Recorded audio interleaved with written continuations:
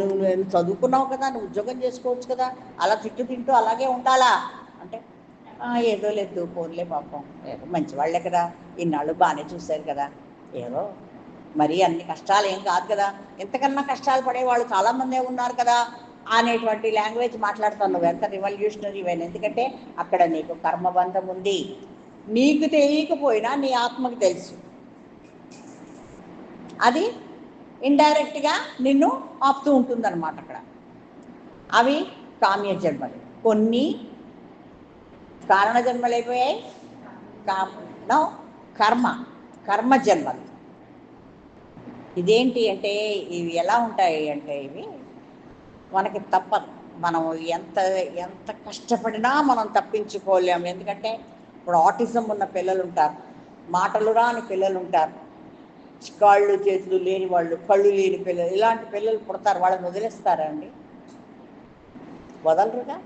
వాళ్ళని అలా మంచం మీద పెట్టి వాళ్ళకి అలా సేవ చేస్తూ ఈ తల్లిదండ్రులు ఉంటారండి.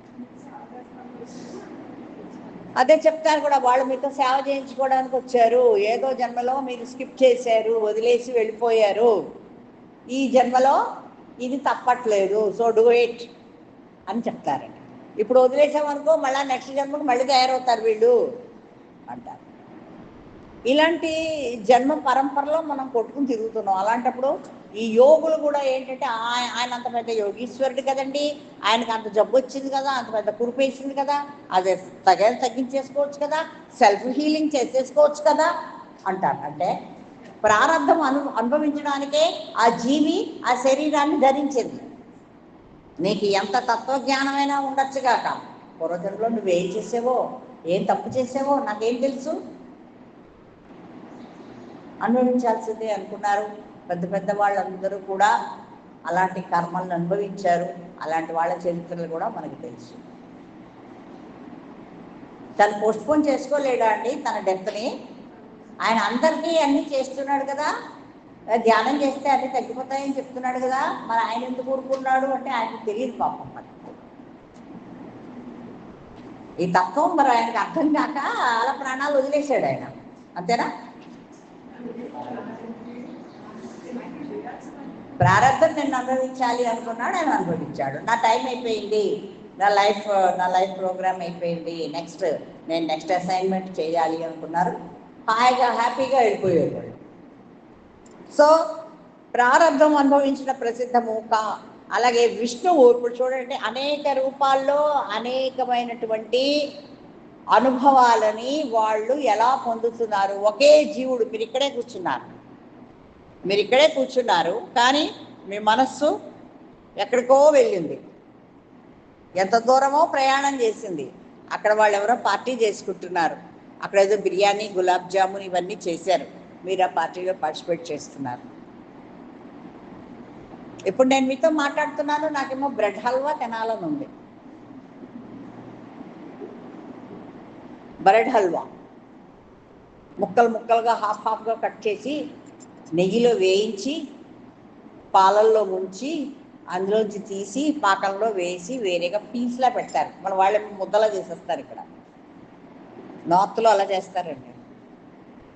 బ్రెడ్ హల్వా ప్లస్ దాని పక్కనే గులాబ్ జామున్లు కూడా కలిపేస్తారండి. ఆ పక్కనే ఆ స్వీట్ ఉంటుంది, ఎంత బాగుంటుందో, చాలా బాగుంటుంది. నేను ఇక్కడ మాట్లాడుతున్నాను, నా అంతరంగం ఎక్కడుంది? అక్కడెక్కడో పార్టీలో ఉంది, బ్రెడ్ హల్వా తింటోంది. అది అంటే అక్కడ ఇంకో రూపాన్ని నేను ధరించినట్టే కదా. ఈ జీవుడు అక్కడికి వెళ్ళిపోయి జిహ్వ చాపల్యం కొద్దీ అక్కడికి వెళ్ళి తినేస్తున్నాడు కదా. ఊహించండి ఒక్కసారి జస్ట్ ఇమాజిన్. ఊహాలోకం కూడా మామూలుగా రాదుగా. నీ ఊహ ఎలా వస్తుంది? ఎక్కడి నుంచి వస్తుంది ఆ ఊహ? ఎందులోంచి వస్తుంది? దేన్ని చూస్తే వచ్చింది?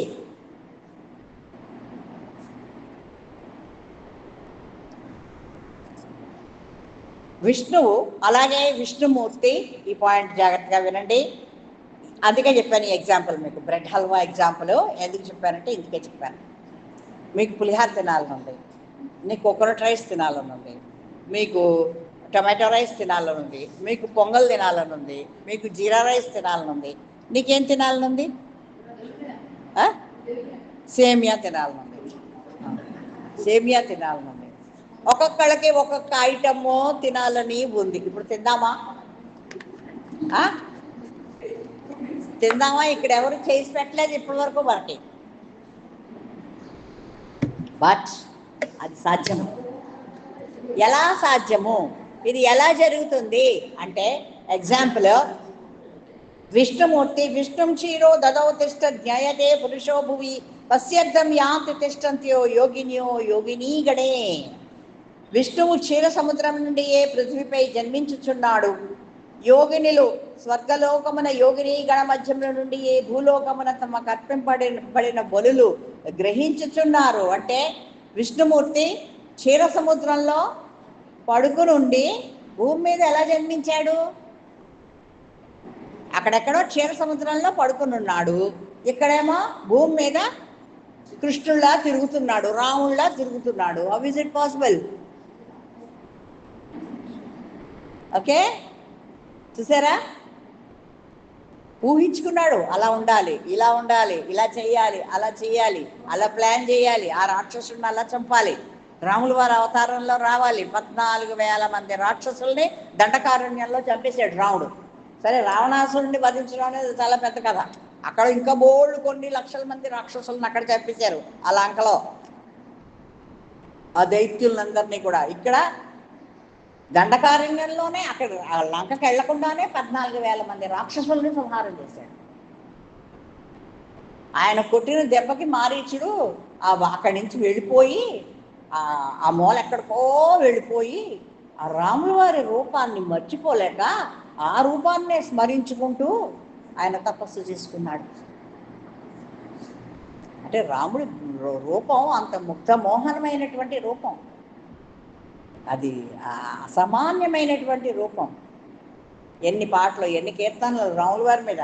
సో ఈ విష్ణువు క్షీర సముద్రం నుండి ఎక్కడో క్షీర సముద్రంలో ఉన్నాడంటారే, అలాంటి విష్ణుమూర్తి పృథ్వీ మీద జన్మించి ఇన్ని జన్మలు తీసుకున్నాడే. అలాగే యోగినులు స్వర్గలోకంలో ఉంటారు. ఆ యోగిని గణం మధ్యలుంటి ఆ యోగినీలందరూ కూడా ఆ యోగిని గణంలో, ఆ యోగిని లోకంలో ఉండి మనం ఇక్కడ సమర్పించేటటువంటి నైవేద్యాలన్నీ వాళ్ళు ఎలా స్వీకరిస్తున్నారు? బలులు అంటే నైవేద్యాలు. పరవాన్నం నైవేద్యం పెడుతున్నారు కదండి మీరు. అమ్మవారికి శుక్రవారం వచ్చేసరికల్లా ఇంత పరవాన్నం వండుతారు. ఏమైనా ఏ పండగైనా ముందు పరవాన్నం వండేసి నైవేద్యం పెట్టేస్తారు అమ్మవారికి. సీతాదేవికి కూడా ఆవిడ రావణాసురుడి కొలువులో, ఆవిడ లంకలో ఆవిడ బందీ అయి ఉన్నప్పుడు ఆవిడకి ఆహారం ఎలా వచ్చింది అంటే, ఇంద్రుడు పరవాన్నం ఆవిడకి నైవేద్యం పెట్టేవాడు. ఆ పరవాన్నాన్ని ఆవిడ గ్రహించేది, అంతే. అదే ఆవిడ యొక్క ఆహారం. సో ఈ దేవీ దేవతలందరికీ కూడా మనం పెట్టే నైవేద్యాలు వాళ్ళు ఎలా స్వీకరిస్తున్నారు? ఏం లేదు అంటారు. కానీ చెప్తారు కదా మన వాళ్ళు, వెళ్ళండి, వీళ్ళు అక్కడ మీరు ఆ గుడికి వెళ్ళి మీరు 100 కొబ్బరికాయలు కొట్టండి, మీ పని అయిపోతుంది అంటారు. అవుతుందో అవదో తెలియదు, వీళ్ళు వెళ్ళి ముందు కొట్టేస్తారు అక్కడ. వినాయకుడికి ఉండ్రాళ్ళు పోయండి అంటారు. ఉండ్రాళ్ళు నైవేద్యం పెట్టే అమ్మలు ఉన్నారు. అలాగే అప్పాలు, ఆంజనేయ స్వామికి అప్పాలు నైవేద్యం పెట్టిన వాళ్ళు ఉన్నారు. ఈ పని చేసి ఈ నైవేద్యం పెట్టండి, మీకు ఏదో రోగం తగ్గుతుందంటారు. మీకు ఒంట్లో బాగాలేదు కదమ్మా, అమ్మవారి దగ్గర దుర్గా సహస్రం చదువుకుని అమ్మవారికి దానిమ్మ పళ్ళు నైవేద్యం పెట్టమ్మా అని చెప్తారు. మరి ఈ నైవేద్యాలన్నీ వాళ్ళు ఎలా స్వీకరిస్తున్నారు? వాళ్ళు ఎక్కడో యోగిని గణం మధ్యలో ఆ లోకంలో వాళ్ళు ఉన్నారు. ఈ విష్ణువేమో ఎక్కడో జలాల మధ్యలో ఉన్నాడు, క్షీర సముద్రంలో ఉన్నాడు ఎక్కడో. ఆయనేమో మరి ఇవన్నీ ఎలా స్వీకరిస్తున్నాడు అంటే, అన్ని రూపాలని వాళ్ళు ధరించగలరు. అంటే వేరే వేరే డైమెన్షన్స్లోకి వచ్చి వాళ్ళు అవన్నీ కూడా స్వీకరించగలుగుతున్నారు. నా ఈ ఆత్మ చైతన్య శక్తి అనేది ఎలా ట్రావెల్ అవుతుందండి? ఒక చోటు నుంచి ఇంకో చోటుకి ఎలా ట్రావెల్ అవుతుంది? అతివాహిక దేహాలు కూడా ఎలా ట్రావెల్ చేస్తున్నాయి? ఇందాక ఆయన ఒక మాట చెప్పారు, మనకి ధ్యానంలో కాంతి కనపడాలి అని చెప్పారు. కాంతి దేహాల ద్వారా ఈ ట్రావెలింగ్ అంతా కూడా జరుగుతుందండి. సో కాంతి అనేది చాలా పనిచేస్తుంది, చాలా వర్క్ చేస్తుంది ఈ మీడియాలో. ఆ రూపంలో వాళ్ళు వచ్చి ఆ హవిస్సులన్నీ కూడా గ్రహిస్తున్నారు. ఇంద్రుడు స్వర్గమున సింహాసనపై నుండియే భూలోకమున జరుగు యజ్ఞముల శాలలకి అరుగుచున్నాడు. సో భూలోకంలో ఎక్కడ యజ్ఞం జరిగినా అక్కడికి ఇంద్రుడు వచ్చేస్తాడట. ఇంద్రుడు వచ్చి ఆ హవిస్సునంతా కూడా, యజ్ఞం అంటే ఇంద్రుడే తీసుకుంటాడు, ఆ ఫలం అంతా కూడా ఇంద్రుడే గ్రహిస్తాడు. భగవంతుడకు జనార్దుడు ఈ యుగముననే ఒక్కడే అయి వేల కొలది రూపములు ధరించి మరిలా ఒకే రూపమును గ్రహించుతున్నాడు. రామావతారమున జనస్థానమున 14,000 రాక్షసులను వధించినప్పుడు ఒక్కడే రాముడు. కానీ బాణాలు అవి వేస్తున్నప్పుడు ఏంటంటే ఒక్కొక్క రాక్షసుడికి ఒక్కొక్క రాముడు కనపడ్డాడు.